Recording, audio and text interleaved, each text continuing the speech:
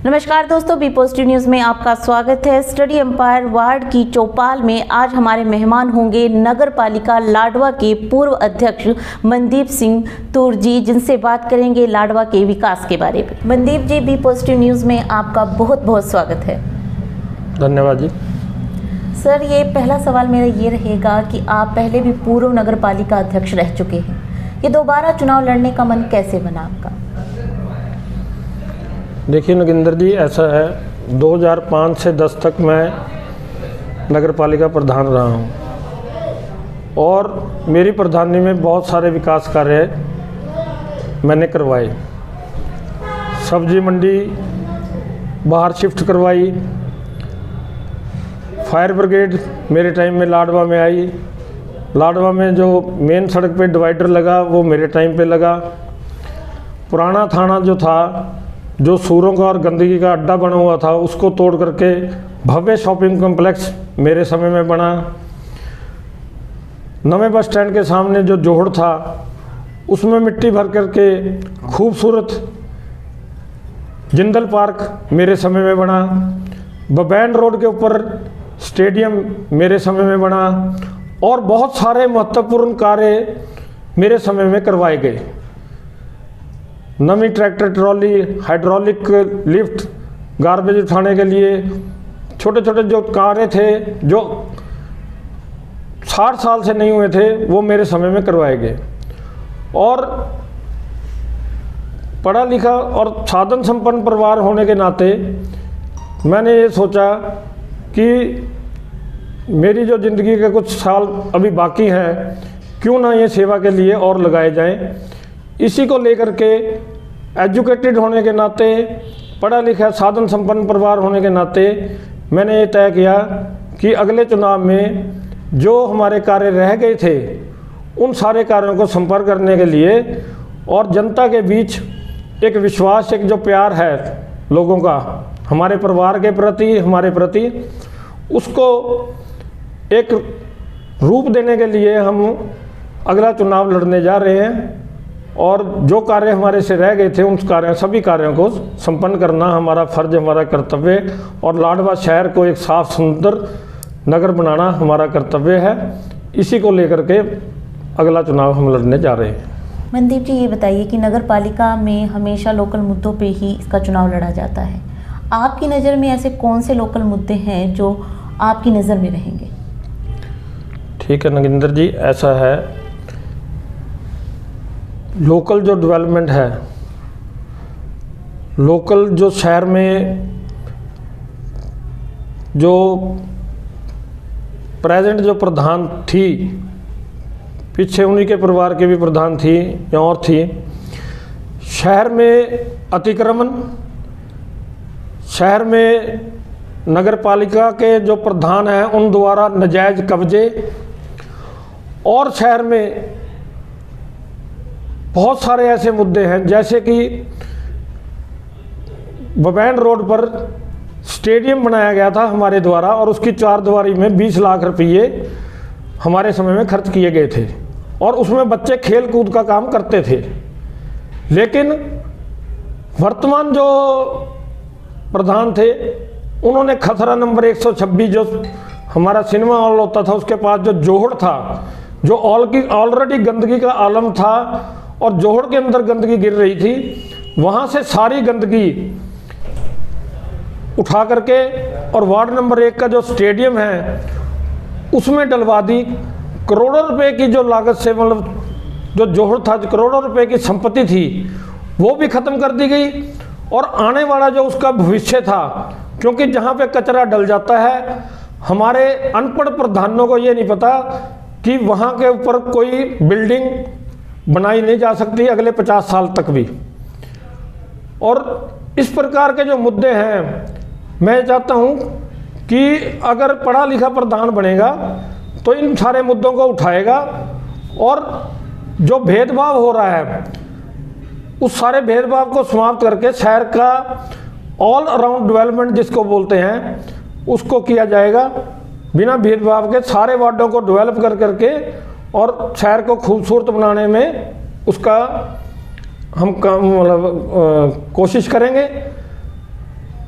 मैं एक बताना चाहूँगा कि जो वार्ड नंबर 1 स्टेडियम में सारी गंदगी डाली गई, वो भी एक भेदभाव हमारे से किया गया, क्योंकि मेरी माताजी वहाँ से पार्षद थी। वो सारी गंदगी जब शहर में कोई एंट्री करता है, आप पीछे से उठा करके सारी गंदगी शहर के एंट्री पॉइंट के ऊपर डाल देते हो, तो बदनामी किसकी है ये अनपढ़ प्रधानों को नहीं पता कि आप लोगों की बदनामी है। शहर में जो एंट्री करेगा वो देखेगा कि इस शहर में सारे में गंदगी फैली हुई है। कोई भी आदमी है अपने डस्टबिन को छुपा के रखता है, ना कि अपने घर के बाहर उसको फैला करके रखता है। इन्होंने शहर की गंदगी को शहर के एंट्री पॉइंट पर फैला दिया है, और इन्हीं कुछ कारणों के कारण हम चुनाव लड़ने जा रहे हैं। मनदीप जी, ये बताइए कि जो पिछले नगरपालिका अध्यक्ष रहे हैं उनके बारे में आपका क्या कहना है? जो पिछले नगरपालिका अध्यक्ष रहे हैं जी, वो लेडीज थी। मैं ये कहना चाहूँगा कि पढ़ा लिखा और अनपढ़ता के बीच में बहुत फर्क होता है। अगर पिछले नगरपालिका अध्यक्ष मुँह जबानी आपको 15 एमसीओ के नाम गिना दें जिन्होंने 5 साल नगरपालिका लाडवा के ऊपर राज किया है, अगर बाई नेम 15 एमसीओ के नाम बता दें तो मैं राजनीति छोड़ दूंगा। पिछले नगरपालिका अध्यक्षों ने लाडवे में कब्जे किए हैं। उनकी सासू माँ कौशल्या खराना जी के ऊपर हमने प्लॉट नंबर 65 है मंडी गेट के सामने, उसके ऊपर कब्जे का आरोप लगाया था। उन्होंने वो प्लॉट अपने सिमदी जो वर्तमान में प्रधान है उनके पिताजी बेदी जी जो करनाल से आते हैं उनके नाम करवा दिया अवैध रूप से। उसमें उनका सस्पेंशन भी हुआ कमिश्नर ऑफिस से, और हाई कोर्ट ने फिर उनको मौका दे दिया, बहाल कर दिया। लेकिन आज भी वो केस ज्यों का त्यों है। शहर में और भी बहुत जगह उन्होंने बहुत नाजायज कब्जे करवाए हैं, नाजायज अतिक्रमण करवाया है, जिसकी शिकायत मैं मुख्य रूप से सेक्रेटरी को, एसडीएम को और सीएम विंडो पर कई दफ़ा लगवा चुका हूं। लेकिन इस राज्य में कोई सुनवाई नहीं है। सीएम विंडो भी एकमात्र मैं ये कहूँगा कि सरकार के हाथों का खिलौना है, उसमें कोई सुनवाई नहीं हुई हमारी अब तक। और मैं अब भी धड़ल्ले से कहता हूं, अगर कोई भी अफसर, कोई भी ईमानदार अफसर आके मेरे से मेरी शिकायत ले और ईमानदारी से जांच करे, तो दोनों जो प्रधान हैं, सास और बहू, दोनों दोषी पाए जाएंगे। ये मैं धड़ल्ले से कहता हूं। अगर वो दोषी नहीं पाए जाए तो सरकार स्वतंत्र है, मेरे खिलाफ कार्रवाई करे, मेरे से एफिडेविट ले ले।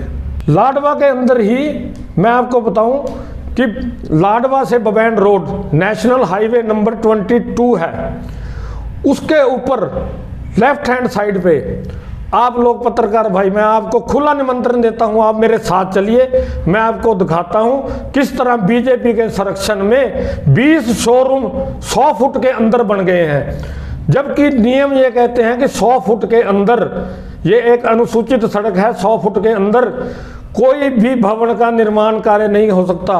और मेरे साथ मैं आप भाइयों को फिर से कहता हूँ, खुला निमंत्रण देता हूँ, मेरे साथ चलिए।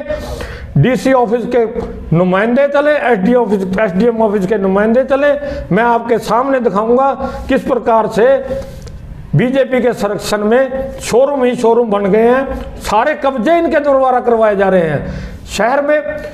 और बात बताना चाहूँगा, शहर में एक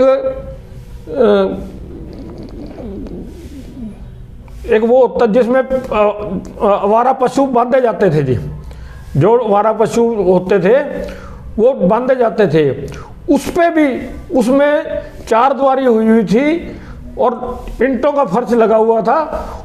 वो जो रेवेन्यू रिकॉर्ड दिखा रहा है, नगर पालिका का रिकॉर्ड दिखा रहा है कि ये शहर का वो है, उस पे भी इन्होंने कब्जा करवा दिया। मतलब इस प्रकार से कब्जे इन्होंने मतलब करवाए हैं शहर में चारों तरफ कि शर्मसार है। कांग्रेस इस चीज़ के खिलाफ है। हमारे समय में कोई एक कब्जा दिखा दें, एक कब्जा भी हुआ हो, हमने ना कब्जा होने दिया ना कब्जा किया, इन्होंने खुद कब्जा किया, करवाया तो है ही है, खुद कब्जा किया भी। आपके नज़रों में एजुकेशन कितना महत्व रखती है राजनीति के क्षेत्र में? एजुकेशन का समाज में शुरू से ही बहुत बड़ा रोल रहा है। एक राजनीति में एजुकेशन ज़रूरी नहीं है, लेकिन फिर भी एक एजुकेटेड आदमी जो समाज के लिए कर सकता है वो एक अनपढ़ आदमी नहीं कर सकता। मैं ये बताना चाहूँगा कि मेरे ओपोनेंट्स बहुत कम पढ़े लिखे हैं। मैं एक बहुत पढ़ी लिखी फैमिली से आता हूँ। मेरे फादर साहब MA B.Ed थे। मास्टर जी का तखल्लुस उनको मिला हुआ था, दूर दूर तक मास्टर जी के नाम से मशहूर थे और जहाँ जहाँ उन्होंने नौकरी करी बहुत नाम कमाया उन्होंने। हरियाणा स्कूल एजुकेशन बोर्ड के वाइस चेयरमैन भी रहे। मेरी माताजी भी टीचर रिटायर हुई हैं। मैं खुद भी पोस्ट ग्रेजुएट हूँ और पोस्ट ग्रेजुएशन की कई डिग्रीज़ मेरे पास हैं। मेरी वाइफ MA PhD है। और मैं मानता हूँ कि एक एजुकेटेड आदमी का नज़रिया और अनपढ़ आदमी के नज़रिए में ज़मीन आसमान का अंतर होता है। एजुकेटेड आदमी डॉक्यूमेंट्स को पढ़ लिख करके उसके इफ़ एंड बट्स को देख करके, फॉर एंड अगेंस्ट देख करके उस पर साइन करेगा और सभी लोगों की, सभी सूझवान लोगों की, शहर के गणमान्य व्यक्तियों की सलाह लेकर के काम करेगा। जबकि एक अनपढ़ आदमी सिर्फ एक तोते का काम करेगा। वो अपने राजनीतिक गुरु जो भी होगा, जो विधायक होगा या सांसद होगा, उसके कहे के ऊपर काम करेगा और अपने दिमाग से कोई निर्णय नहीं लेगा। ये मेरी सोच है कि एजुकेटेड आदमी देश को, समाज को, शहर को, गांव को प्रगति पे लेके जाएगा। भविष्य में अगर मनदीप जी आप अध्यक्ष बन जाते हैं तो कौन से ड्रीम प्रोजेक्ट होंगे जो आपकी नज़रों में होंगे और उनको आप पूरा करना चाहेंगे? नगिंदर जी, सबसे पहले मेरा जो ड्रीम प्रोजेक्ट है, लाडवा नगर पालिका से करप्शन ख़त्म करना है। लाडवा नगर पालिका करप्शन का अड्डा बन चुका है। हर एक काम के लिए लाडवा नगर पालिका में प्रधानों द्वारा जो करप्शन की जा रही है, हम उस करप्शन को ख़त्म करेंगे। कोई भी एम्प्लॉइज़ लाडवे की भोली भाली जनता को ठगने का काम ना करे, हम ये बात सुनिश्चित करेंगे। लाडवा के लोगों का काम फ्री एंड फेयर हो, बगैर किसी पैसे के, बगैर किसी दबाव के, बगैर किसी जाति भेद, किसी भी प्रकार के भेदभाव के बगैर लाडवे का विकास हो। लाडवे के लोगों को बार बार एक ही काम के लिए चक्कर ना लगाने पड़े और लाडवे में जो पिछले प्रधानों द्वारा अवैध कब्जे करवाए गए हैं, मैं लाडवा की जनता को सुनिश्चित करना चाहता हूं, अगर मेरे को मौका मिला तो मैं सारे अवैध कब्जे तोड़ करके नगर पालिका के उसमें किए जाएंगे और उन प्रधानों के खिलाफ कड़ी कार्रवाई करते हुए, वो दिन दूर नहीं, मैं आपको बताना चाहता हूँ, उन सारे प्रधानों को हथकड़ी लगा करके जेल के अंदर दिया जाएगा। लाडवा में खेड़ा रोड पर एक जोड़ था जिसको भर करके इन्होंने छोटा सा पार्क बनाया।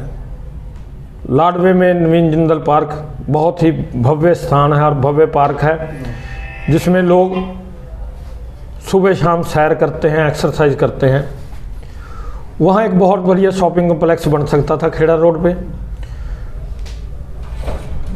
उस टाइम के विधायक को हमने पर्सनली जा कर के भी ये कहा कि यहाँ पर शॉपिंग कॉम्प्लेक्स बन सकता है, इससे लाडवा शहर के लोगों को व्यवसाय मिलेगा, लोगों को आमदनी मिलेगी, रोजगार मिलेगा। लेकिन सभी चीज़ों को नज़रअंदाज कर करके उस जगह को ख़राब कर दिया गया। अगर मौका मिला वहाँ एक शॉपिंग कॉम्प्लेक्स बनाएंगे ताकि एरिया के लोगों को कामकाज मिल सके। पुराना थाना शॉपिंग कॉम्प्लेक्स जो है लाडवे में गुरुद्वारा गली में पीठ लगती है जिसमें पुराने कपड़ों का आदान प्रदान होता है, और सोमवार वाले दिन वहाँ बहुत ज़्यादा भीड़ रहती है। और वो पीठ अब सहारनपुर कुरुक्षेत्र मार्ग के ऊपर ही तकरीबन लगनी शुरू हो गई है, जिससे लोगों को आने जाने में दिक्कत होती है। मेरे समय में मैंने रेजोल्यूशन डाला था और ये निर्णय भी ले लिया गया था और उनको समय भी दिया गया था। वो पीठ की जगह बदल करके पुराना थाना शॉपिंग कम्प्लेक्स, जो कि खुली जगह है, वहाँ पे ले जाएंगे ताकि लोग खुले में ख़रीदारी कर सकें और आने जाने वाले जो कम्यूटर्स हैं, जो ट्रैफिक है, उसको किसी प्रकार की दखल अंदाजी उसमें ना हो। इसके अलावा सौंदर्य के और भी जो प्रोजेक्ट्स हैं जो हमारे दिमाग में हैं वो लाए जाएंगे, और सभी प्रकार के जो कार्य हैं जो हमारी टीम जो है टीम वर्क के साथ करेगी, ताकि शहर को एक करप्शन फ्री, हैजल फ्री और लाडवा एक रोल मॉडल रोल टाउन। आज भी लाडवा नगर पालिका शहर के प्रदेश के खूबसूरत शहरों में से है, और इसको और खूबसूरत हम बनाएंगे, साफ बनाएंगे, स्वच्छ बनाएंगे। शहर के मुंह के ऊपर जो इन्होंने गंदगी घेर दी है, वो सारी गंदगी शहर के मुंह से हटा करके उसको एक प्रॉपर डंपिंग प्लेस पे डालेंगे। मेरे ज़माने में मैंने शहर से 5 किलोमीटर दूर ध्यांगला गांव में